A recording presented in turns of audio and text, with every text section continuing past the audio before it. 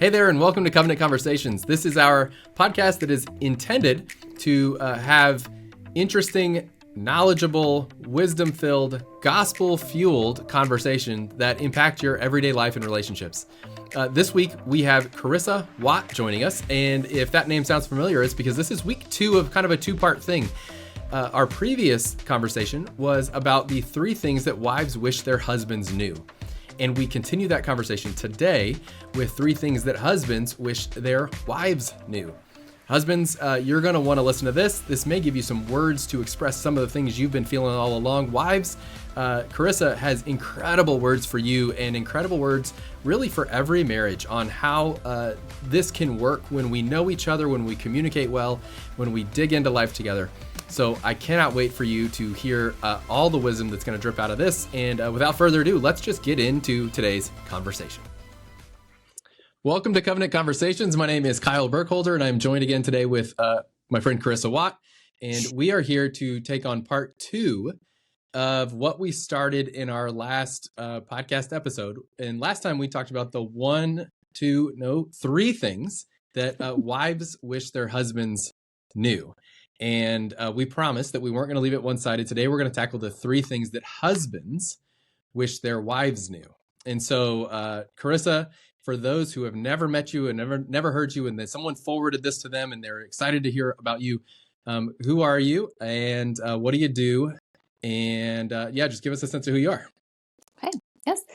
Like Cal said, my name is Carissa. I am a mom. I am a wife. I am a long-term member of Covenant. I am a clinical psychologist by trade, and I love talking to people, and I love talking with people. And if there's anything that I can do in my days to try to facilitate people really kind of stepping into flourishing in their lives, that's what I'm about. So it's fun to be here.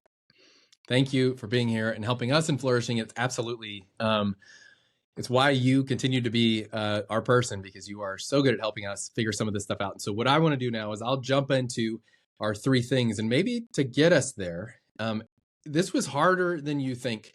When you kind of gave me this assignment, really, what are the 3 things that husbands wish their wives knew? And I thought it would be pretty easy. And then I recognized, and I confessed this to you along the way, I think there are things that husbands should wish their wives knew, but maybe don't even know to wish that. And what I kept running across, and I'd like for you to tell me this is just my misperception or just some experience I've had, or maybe it's just my problem and I'm projecting on the world. It occurred to me as I went through all the issues that I kind of wanted to unpack, that they all sort of centered around communication for husbands. And a lot of it is unmet needs that are really a result of unmet communications, and their frustrations that are a result of things never quite communicated, or expectations that were never really clearly communicated. And so I kept saying, are all these things communication related? Is that normal for men? Is that a normal stumbling block for men? So tell me I'm crazy, or tell me you're absolutely, this is something we're all facing and dealing with. Is communication going to be a theme here for us today, you think? I think it has to be. I do not think you are crazy. I was actually thinking about this conversation and about this podcast. And one of the things that came to my mind is that when I sit in the therapy room and have men sitting across from me, talking about what's going on, tears streaming down their face, talking about challenging things, expressing emotions, at some point I will look at each one and I will say, have you talked to your wife about this? And most of the time they look at me with a panicked look in their face and they're like, what? Are you going to make me talk to my wife about this? And we have this conversation about why is that so challenging to communicate about, yes, of course, these really vulnerable things, but sometimes to just communicate about the really straightforward, simple things too, that seems to be a struggle for a lot of men. Okay. And well, then in part, it can be because of what women do, and we can talk about that too later. That's interesting. So you use the word vulnerability. I'm going to suggest, I think my first one, I'll get into the first one. I'm going to suggest that it's related to insecurity, which is kind of in that vulnerability world. I mean, those go hand in hand. So I would say the first thing that husbands wish their wives knew is that we husbands don't know how to do this. Mm. Whether this is leading a family or being a good parent or being a good partner or listening attentively to a woman. And I think it's an admission of insecurity that we're never quite going to get from most men. It's not something I think I've ever told my wife. I've never said, you know what, I'm not great at this. I think I feel a pressure, and most men feel a pressure to be good at it, whatever it is in life. And when we aren't, and we never are to start with, I mean, I'll get to it. I have an example of this in a minute, but the challenge is it's never been said, but now I'm living on a self-imposed pressure to be great at all things. And I'm not great at all things. And I don't think I've ever told my wife that. So I wish women knew we're not very good at most things, especially right when we get started. How does that land on you? That's powerful.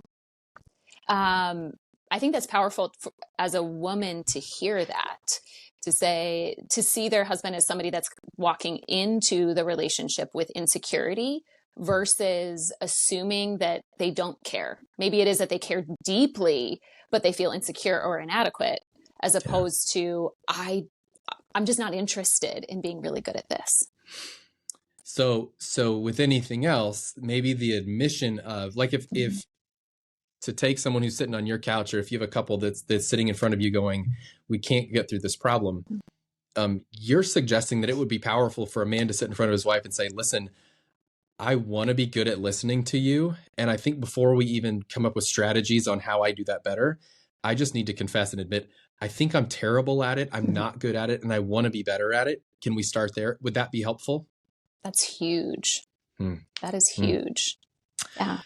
Interesting. I was talking to a young man this last week about faith. And this is where this clicked for me. And he said, how do I know I have enough faith?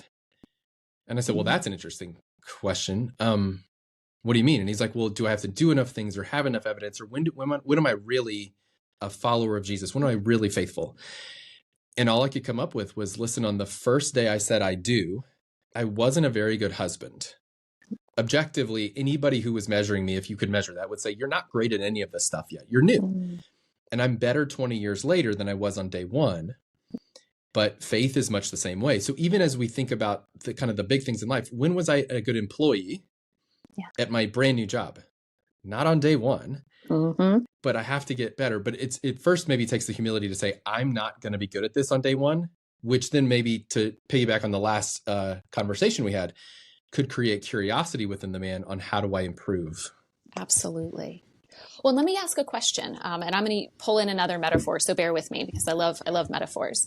So if we talk about marriage like a golf game, so the first time somebody plays golf, they're terrible, which would make sense. I don't like golf. I'm terrible at it. I've played more than once and I'm terrible. When you walk in knowing you're not the greatest at something, I think it can lead you in two different directions. One is, I really want to get better at this game. I'm going to go out and I'm going to practice golf. I'm going to practice putting. I'm going to practice driving. I'm going to do all these things. Or it could lead the other way, which is, I don't want to play this game. Or I'll go out and I'll play occasionally, but I'm not into it and I'm not invested in it. And you almost pull away from that experience. That would be me with my golf game. I just don't want to go. Whereas my husband would say, he's driven in that example. He's driven to improve his golf game all the time. So where do you feel like men fall, or how do we, maybe as women, as wives, how do we promote them being interested in developing their game as opposed to quitting the sport maybe? Wow. Okay. So the word you said that got me, you said, you, Carissa, you're not interested in investing more in your golf game. And investment to me is the word. Yeah. If I, as a man, can find the humility to say, I'm not good at this, whatever aspect of my husbandry or my parenting or whatever it is, that allows me to make the critical choice. Because I think you're pointing out, I have to first admit I'm not good at golf, to then decide, do I want to be good at golf or do I just not care? Yeah. Like, we go bowling. I don't care that I'm not good. We're there to laugh. Someone's going to fall. I might break 80 and that's it. I don't care about bowling. And that's okay, because everybody agrees on the same parameters. We're going to play by that same rule. And I think with a wife, the challenge is she's expecting, in much the same way she's doing, she wants the husband to invest towards better. And when I, as a husband, check out, when we as husbands check out and choose, I'm just not going to work on my game anymore, I would imagine that's super dispiriting. But so I would think, if we're talking investment, how do I continue to invest in the thing that's important to me? First, I have to make a choice that it's important. And maybe you have to say that out loud to someone else so they can ask if I'm doing it. So community matters for a man, and we're really bad at it. So I don't know if I know the answer for how a wife helps, but I know that return on investment motivates investors. And you have an investor in your life. And so you go, a return on investment will motivate me to invest again. And compounding interest is a thing. And so I'm going to change your metaphor and mix it again. But there's something in then, what's my love language? So it's words of affirmation. So when my wife goes, you said you weren't very good at this and I've seen you improving. Well, that changes my world, because what a man feels largely in adulthood, especially when children show up, a man feels unseen. His biggest challenge is that recognition of all the things he's doing, and he feels unseen. He's called to sacrifice, to lay his life down, all those things, which can lead to an invisibility, which leads to a pity complex. And we get to all that. But whatever that language is, if it's acts of service or quality time or whatever it is that a man needs, and men, I need to be real clear. This is not sex. So I'm saying displays of love, encouragement, and affirmation. I think what a wife can offer to a man for this specific encouragement, return on investment encouragement, is find that language that he speaks and then acknowledge the progress, because we all want to be better. And on some level, we're all golden retrievers that just need a scratch behind the ear. And that's what I would suggest. What do you think of that as a kind of first base suggestion? I think that's a great suggestion. So it's almost, if we're using a golf metaphor, if a man goes out and golfs, he wants to see what his score is at the end of the round. And if he can see that score going down, that in itself is motivating. So as wives, we need to be able to say, this is what you're doing. I do see what you're doing. This does make a difference. And even if you're not exactly where you want to be, or even if it wasn't a perfect game, it's improving over time. And that feels like something that's really reasonable to ask a wife to do, to actually start to go on the hunt each day, kind of like we asked husbands to do. Maybe go and look each day for things, that he can do for the wife, but for the women to say every day, can I find something that I can, affirm my husband on, or notice that he's working at, or see where that improvement is, and be really intentional daily to comment on it. That's good. And I like what you said. So we've been challenging men to be curious and invest in your wife and her emotional life and in her whole world, a partner at home, all these things. The example that comes to mind, I make the bed at home most often. It's the thing I ride my kids on making the bed. It's one of those dumb dad discipline things that I want done. But I know if I'm going to ask them to do it, I have to do it. So I'm fanatical about making my bed. And it was maybe 2 or 3 weeks ago. And like I said, we're approaching 20 years of marriage. My wife came to me and she goes, do you know that it means so much to me that you make the bed every day? She goes, it catches my breath. I'll come back in my room, and you go up to get coffee, or, you're out and about in the house. And she goes, I'll come back in the room and the bed is made. And it just means so much to me that it's always done. And I went, oh, thank you. Well, okay. I didn't even know how to respond, but the return on investment for me was, this is something I do because I feel like I should do it. And then she said it. And I have noticed in the last few weeks, I'm a little bit more anxious in a good way to get in that room and make that bed, not thinking I'm going to get another compliment, knowing that it's doing something for her, and that virtuous cycle starts. So now I'm more willing to do the thing that's blessing her because it blessed me this one time, and she sees it. And so we can start building that virtuous cycle. So your point, once you see those scores going the right direction, you're that much more motivated to get out and do it again. So I love that idea of just how do we look at each other, figure out what signifies that we're going the right direction, and make a big deal out of it within reason to keep going. Yeah. Okay. Yeah, that's great. Yeah. All right. Well, that's thing number one. Second thing, husbands wish their wives knew. Maybe this is a little piggybacking on the first one. And this is not, men, I'm not dumping on you. But here's what I'm going to say. I'm going to say it this way. Husbands wish their wives knew that attempts to manage them are futile. We cannot be managed. We're unmanageable. We're terrible at being employee number one of the household. And the context I would give is this: in the last few, let's say in the last 3 or 4 weeks, I've met with a man who has who manages a $1 billion budget at work. Men who own their own companies. There's a man who runs a nuclear reactor. These are men who are doing like important things, and all of them on some level, and this is not about them specifically, but all of them, because they are men, are pretty hard to manage at home. They're not wired for it. They don't do it well. They're not good at it. And here's my metaphor, and I want to see what you think of this. Often, and you said this is in our previous conversation, that women sort of resent having to manage their husband.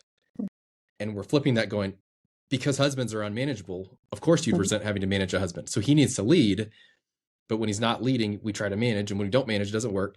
So they're unmanageable. And I think they're more than being children that need to be managed. Men are combination locks that need to be figured out. And then once the lock opens, flourishing begins. But what do you think about this difference between managing a husband and unlocking him on some level? Where would you go with that? What questions does that have for you, or just in general? Yeah.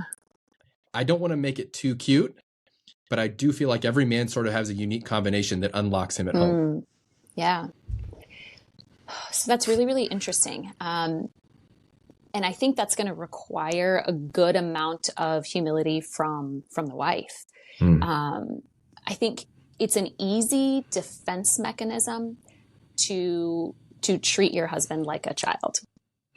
It's not a good defense mechanism, but it's easy. So if I can assume that you are somebody that I need to manage, I feel less disappointed if something doesn't get done, or if you don't take that leadership role, because, well, just there's my third kid when you only have 2 children and you have a husband, right? But that protects me emotionally. It's not that he doesn't care or that he's not invested. My brain doesn't go there. It's he's incapable, which is really demeaning for the husband. It is, because our husbands are capable men. They do fantastic things. They are highly capable. And so we as women, I think, have to be willing then to put down this artificial defense that protects us emotionally, and be willing to kind of step out and be vulnerable and say, okay, I am going to put myself out there to potentially get hurt in the service of knowing you and trying to understand what your combination is. So there's a risk involved. And some of that humility than saying, I'm not the most important person to protect. I need to serve my husband here.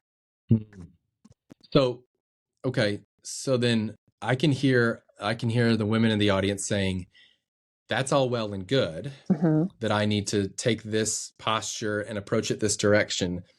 But when my husband is a lock that can't be picked, he refuses to be opened, which now we're running into, again, communication as men who often, whether it's in our pride or our ignorance, we hold things too closely. We don't, I mean, there are things I've told my wife that she can't believe it took me 15, 16, 20 years of marriage to say, hey, this happened to me. She'd go, why is this just now coming out? And I'd be like, I don't know. This was my childhood. And that fills in blanks for her. And she goes, well, now I understand that much more. But it took me, someone who's telling other people to do this, forever to figure out how to tell her. So what's the encouragement for the man? It's to make yourself vulnerable and open up a little bit. What's the encouragement to the woman who goes, man, I've been trying combinations my whole life, and the thing is rusted shut. I'm never getting in there. How does she keep going in attempting to learn her husband and learn how to love him best, to unleash his leadership? Oh, that's a great question. I'm gonna answer it, but in a roundabout way. So bear with me for a second. I think the encouragement is that to know that it can be done. And it may be that you haven't figured out the way to unlock that combination. Or it may be that you have fallen into a pattern of trying the same code over and over and over and over again. And maybe that's where you're stuck. And so I'm just thinking in my head, one of the maybe poor combinations that women can use is nagging. I will ask the same thing over and over. I will tell you, you need to do it. I will kind of punish you with the silent treatment or with being frustrated or overly angry or emotional if you don't give me what I want, which that's not going to probably unlock any combination ever. So again, maybe this isn't the best answer, but this idea of being curious again with the husband and saying, okay, so this doesn't work. I'm going to set down what I think I would need. I'm going to set down my strategies. And can I practice opening doors? And if I open a door and my husband doesn't walk through it, that's okay, because that's not my responsibility. I presented an opportunity for vulnerability. I presented an opportunity for communication. I presented an opportunity for connection. If he doesn't take it, he doesn't take it. I give him permission to not take it.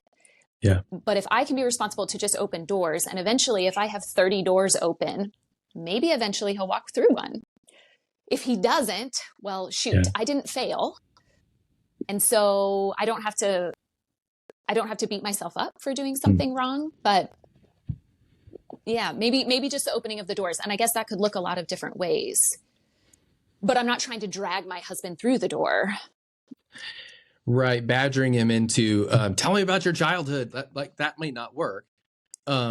So it's an old, I mean, you first tell me, is this outdated, or is this thought been refuted? But 30 years ago, I was probably taught women to overgeneralize. Everyone's different. I think your people listening are smart enough to know we know that.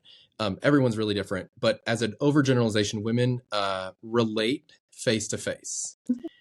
And eyeball to eyeball, sitting over a coffee table and sharing life stories, whatever. Imagine that how you want. And then I was taught that men, for better or worse, tend to operate shoulder to shoulder. And this is why that going to a football game together and sitting next to each other, they'll actually reveal more about their lives. They'll talk about their lives, but they'll do it not eye to eye. They'll do it shoulder to shoulder, or they go fishing, or they, take a road, whatever men do. And typically that's been what's taught to me. And I've watched it going, I think that's probably true. So is that, before I go any further, is that generally true? Anything to add to that? Yes. Oh, yep. Okay. That's generally true. So I feel like we didn't say this explicitly in our previous conversation for what men need to understand about their wives, but men need to know that as their shoulder to shoulder default, approaching their wives, they may need to approach her face to face, to hear her better, to know her better, to be more curious about her. She doesn't want to go and rake leaves together and hopefully some nuggets about her day drop out. She wants to tell you about her day. Is the same thing maybe required of wives to figure out maybe the way to get in those doors is not directly, but it's the back door, it's the side door of, we're going on the road trip, we're going fishing on Friday, we're whatever. And as we sit shoulder to shoulder, not direct questions, tell me about what happened in your childhood, but why do you like the Browns so much? And well, my dad used to watch them every Sunday, and all of a sudden parts of the story tumble out. Is that good advice for wives to have a little strategy of going, it's more shoulder to shoulder in the flow as it would be for a woman, which is face to face, tell me about your day, and then here's 30 minutes about all the things I've been feeling. Is that accurate? Do you think that's helpful? That's fantastic. Where does that go wrong? So I think where that could go wrong is if you start shoulder to shoulder and then the wife gets a tidbit and they're like, ooh, let's go face to face now, right? So let's turn it and let me kind of almost like a piranha on meat. Let me dive in and go deep. So if there is a tidbit that's presented, to have some of that openness and that restraint to say, maybe it's just a tidbit and that's it. And that's one step towards that combination lock. I don't have to figure out the whole lock today, but I can let my husband give me what he'd like to give me and stay in that shoulder to shoulder space for as long as he needs to stay there. So I love that. I love that. Men will, I would love to say, I think this is true. Men grow more comfortable in that. The more they're not pounced upon when the tidbits come out, the greater likelihood more tidbits will pour out in the future. And so the more that space is respected, he'll tell me when he's ready, and I'll make it safe that when he told me the first thing he didn't get immediately jumped, you'll probably get more out of it. Do you think does that ring true for your experience? Absolutely. And Okay. I think having space too, to let your husband feel whatever he feels. And so, again, this is a gross generalization, but women, again, tend to be a little bit more expressive about their emotions and communicative about their emotions. So if he does give you some information, then you don't step in with your own emotions and say, oh, I am so angry that this happened to you, or this person was wrong, or now I'm in tears for you, where all of a sudden the conversation now shifts into how you feel. But really making space for your husband to lead with his emotions and where he's comfortable and tolerating, and maybe restraining yours so that you're not getting in the way and taking kind of the ownership of the emotions for him. Wow. Okay. I never even considered that. It's almost like there's only so much emotional oxygen in the room. And women are really adept at breathing that emotional oxygen. And men are like, I mean, we are in the iron lung just trying to get a sip. And so when we finally get in there, it can be tempting, I'm sure, like finally emotional breakthrough, let's share emotions. And so that's got to be a huge challenge, but what a great challenge for women to like let his emotions breathe for a minute, see where it goes. And I think the promise is in most cases, the more we can hold on there, the greater that breath will be in the future, where you can begin to share those things together. You bet. You bet. All right, my third thing. Oh gosh, please, yes. Well, I was just thinking too that there's a lot of research in on couples and what really promotes healthy couple relationships, and it's this idea of trying new things together, having these novel experiences together. One, the excitement and some of the anxiety that promotes that connectiveness and all of that.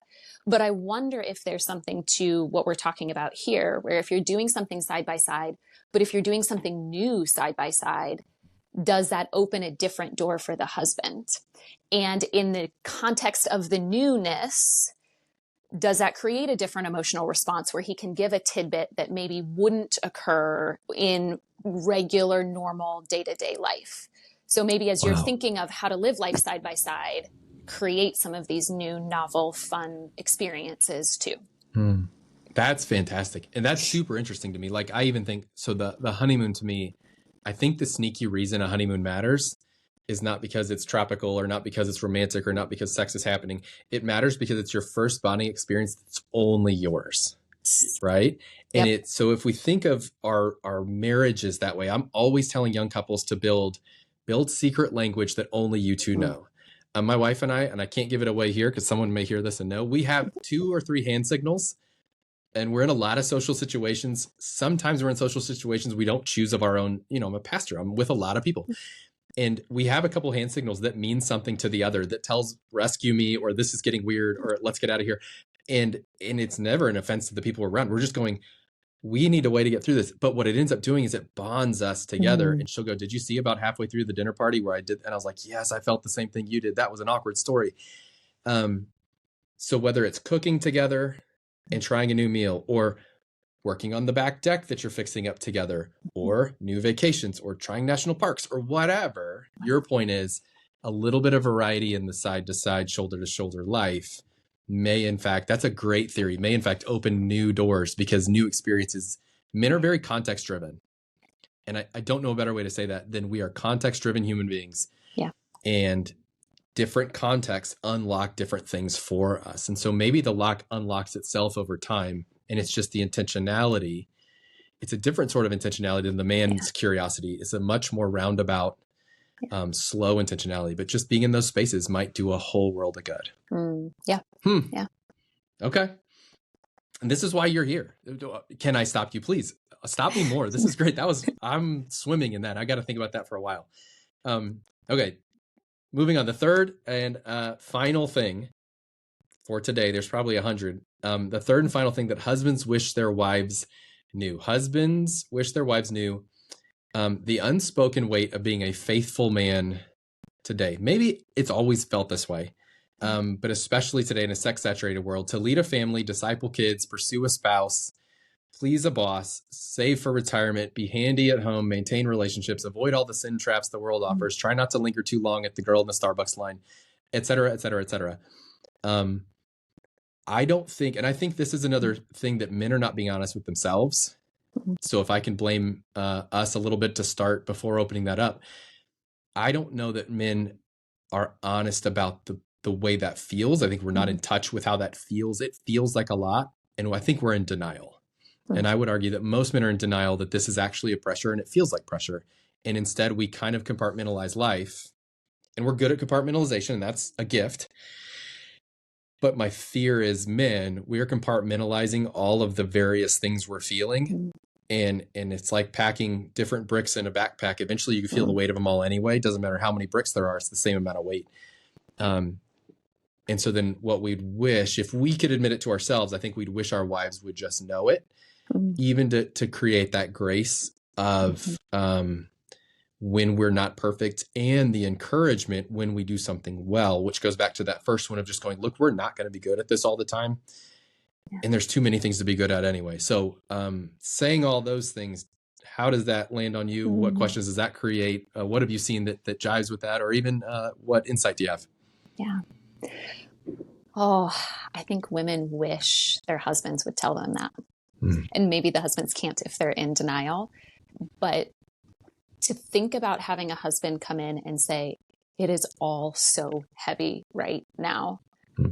I'm not asking you to fix it, because that's not the wife's responsibility to change the heaviness of the load that her husband carries. Just like it's not the husband's responsibility to eliminate his wife's insecurity, which we talked about last time. Even if we're not trying to step in to fix it, to be able to see your partner as somebody that is struggling under this heavy load, that breeds compassion and empathy versus resentment. Because I think women, and again, we are a little bit better at communicating and a little bit more in touch with our emotions. I think it's pretty easy for women to say how heavy their load is. They'll say, oh, you want to know how heavy my load is? Let me give you this full long list. And so then the mistake that we can make is, here's my entire load.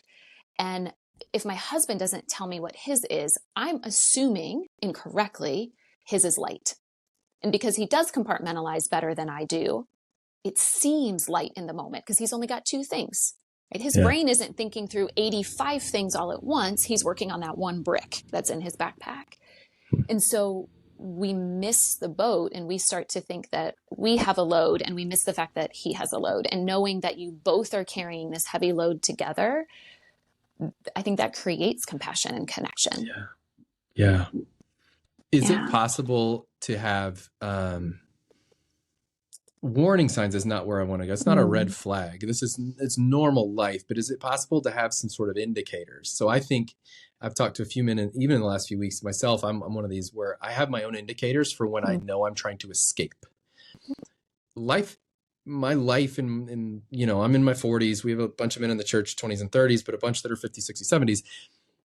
Every season kind of has a similar, for that season, your weight doesn't change a lot. Now, someone can go in the hospital, or a kid can break their arm, or, you lose your job. Those are deep valleys, but they're usually more acute. In general, my stress level, my weight levels, the things I'm carrying don't change much over time. That's pretty flat. But my indicator is when I had a man tell me this week, when my affections, when I recognize my affections have changed. And what he was meaning was more like I'm paying more attention to fantasy football than normal. I would say when I'm looking for a new podcast, usually that tells me I'm trying to escape something. And then I have to do personal accounting. Like what's actually gotten a little heavier that I'm trying to run from? And are there signs for a wife? Because sometimes it's just laziness. If I want to watch 12 hours of football on Sunday, sometimes that's like I'm escaping and ask me questions. And sometimes it's just you're just being lazy today and you wanted to hang out and watch football. So we can't quite get there. But what are the indicators, if there are any, for a wife to be looking for when maybe a husband is feeling a little weighed down or feels like his nose just went under the waterline? Is there a way for her to be kind of a detective of sorts to anticipate her needs that he may not know how to vocalize? Yeah. I think one of the things we can watch for is irritability. So I love what you said. If somebody starts to pull away, that's a sign. But if a man gets more irritable, because one of the things we see culturally with our men who haven't always been taught, is changing, but haven't been taught to express and acknowledge all of their emotions. The one that men get really comfortable with is anger. because that's the powerful emotion. That's the productive emotion. It makes me feel strong versus weak. And so if we start to see more snappiness and irritability, that might be a sign that says, okay, hey, this man is at his capacity and he doesn't quite know how to manage it. So he is now snapping or attacking, because if I don't want to let anything else into this pack that is too heavy, so I will attack to keep it out. And so I think, again, one place where women can get stuck is that when their spouse is angry, a lot of times women tend to turn it to be about them and to assume, oh, I must have done something wrong. Why is he angry with me? What is going on? But to maybe have that default shift and to say, what might be going on in his life that's creating more of this irritability? And that might be an opportunity to ask that question. Hey, how heavy is your load right now? Has that changed for you? And that might spark that conversation that maybe needs to happen, that maybe that man isn't comfortable generating on his own, or even being aware that that's because the weight is too heavy. That's good, because I am fine. I'm always fine. How are you doing? I'm fine. I'm fine. It'll be fine. It's going to be fine. Everybody's fine. That's super helpful. I mean, that even rings true. I would confess personally, irritability, shortness. I can stay pleasant, but be much shorter. And I'm pretty practiced at pleasantry, but if I'm not asking follow-up questions, if I'm a little shorter on stuff, if I'm a little more anxious to get out of the room, I have 3 women in my house. They will all ask questions, and they've been really good at that. The next level for me, which I think I'd wonder how we would prescribe this, but I had to learn, and I think my wife was generous to me, and she asked, "What do you need in a certain couple heavy seasons? But what do you need?" And I would venture to say most men are not used to hearing that question asked. And you're wired to be a provider, you're wired to be a protector, but sometimes you need something. And so we recognize there are a few things that when I'm in those heavy seasons or feeling the weight of the world on my shoulders or whatever it is, there's a few practices, things with her, things by myself, different things that, and so one of them, just to use an example, is I'll go grill something. Something about the act of I have to make a fire, because I use charcoal. So I have to light a fire. I have to let it kind of get to a certain point. Then I have to take the meat. Then I have to season. And then it gets me out of my space and into something that I can control, outdoors, fresh air, something visceral about fire. And so now we have this, it's not secret code language. I mean, my whole family knows. She'll say, do we need to put our dinner plans on the shelf? Do you need to go grill something tonight? And that's her acknowledgement. And I would say, wives, that's my wife she'd say, stop saying nice things about, she's not perfect. And she would say that. So don't measure yourself on, oh, she does everything right.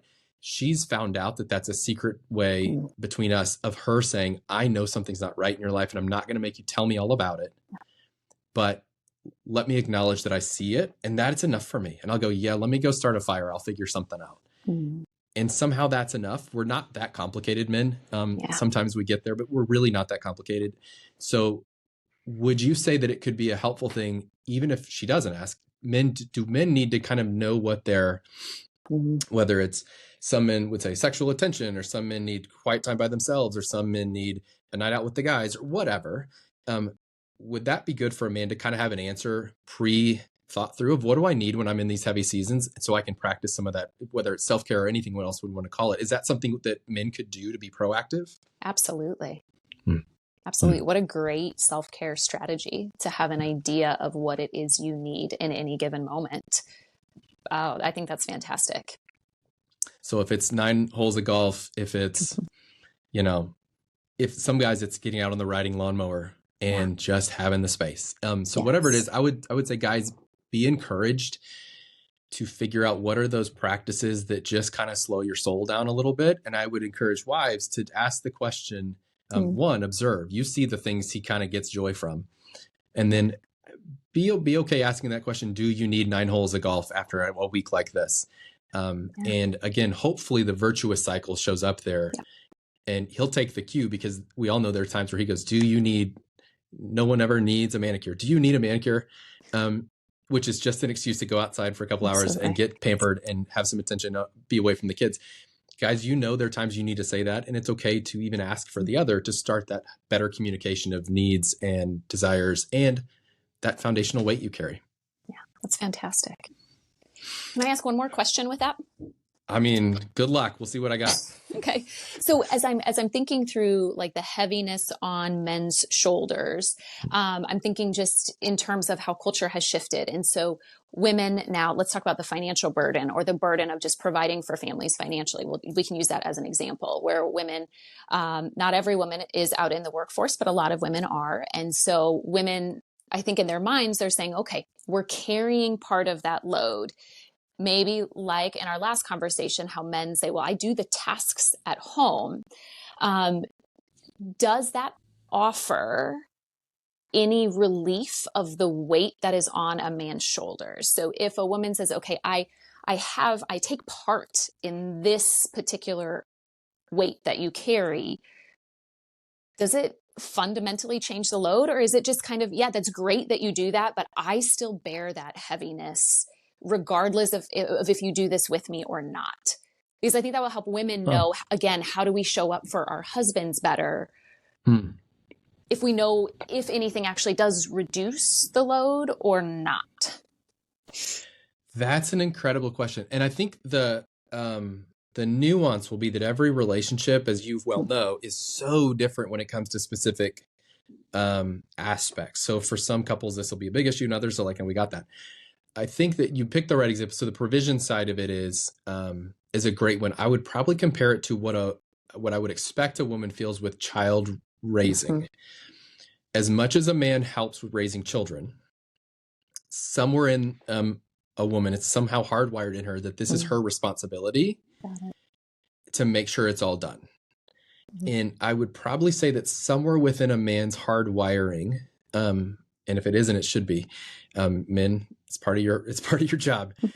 He's responsible for the overall, for the roof over the family's head, and for the food on the table. Even if she's earning more money than him, he still feels on some level it's on me. And so, and potentially, and I don't want to overdo this, but potentially it's even easier for a man who's doing it himself because he's in control.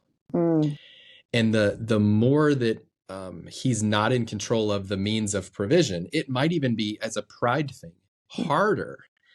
And that weight is heavier because I no longer control it. That's how I feel. We had a leak in our, there was water coming through a light fixture in our living room a couple of weeks ago. And that's never happened in our house. We had a new roof. Everything's great. What is happening? And I felt just so helpless. I can't fix it. So I'm totally out of control, but that's my responsibility. And so I have to admit that I don't know what I'm doing, fake it. And then eventually my wife, she's a realtor. She calls somebody because she knows everybody in every industry now. And she goes, I'll call my roofer friend. He'll be here in 20 minutes. And it's all done. She did it. I still am the one, I'm staring at that light every day going, Lord, please don't let that leak again, because I don't know what I'm doing here. So it still feels like a weight on me, even though at the end of the day, my wife kind of took care of the leak through her connections, her communication. She did it. Does that sound, is it close? Would that help a woman? Does it feel the same way as maybe raising children, and that responsibility is always sort of yours, even when it's not? Yeah, I think that makes good sense. I think of the example where I hear a lot of women where who hears the baby crying at night? It tends to be the woman that always, no matter what, even if it's the husband's turn to get up for the kid, the woman hears it every time. And I think that's in part because the buck stops with me. Yeah. Right. So if my husband does it, that's great. But I feel the responsibility where if it's not me, it's not getting done. Like I'm the last stop along the line. Yeah. And so I'm hearing you say the same thing for men. If we're talking about provision, the weight of it is always there, even if practically speaking, you're not doing the actual work of it in that moment. Yeah. And so then I think for women, then we need to step back and say that even if we are helping out, even if we are engaged in some of these things that feel really heavy for our husband, that doesn't mean that our husband shouldn't still feel the weight of it. And that doesn't mean that we're failing at our job in carrying some of that weight, but we need to still see that it is still very, very, very heavy. And you still may need, as men, you still may need these opportunities to release some of that pressure and that weight. That's super helpful.